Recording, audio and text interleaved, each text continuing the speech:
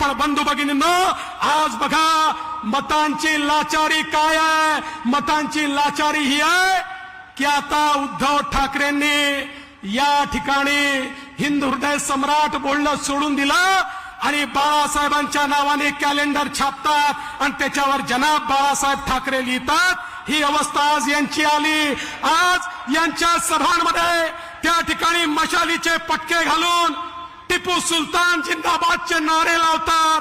अरे बंधू भगिनींनो, या देशातली मतं कदाचित कमी पडतात म्हणून त्या ठिकाणी पाकिस्तानातनं राहुल गांधींकरता ट्विट केलं जातं, केजरीवालांकरता ट्विट केलं जातं.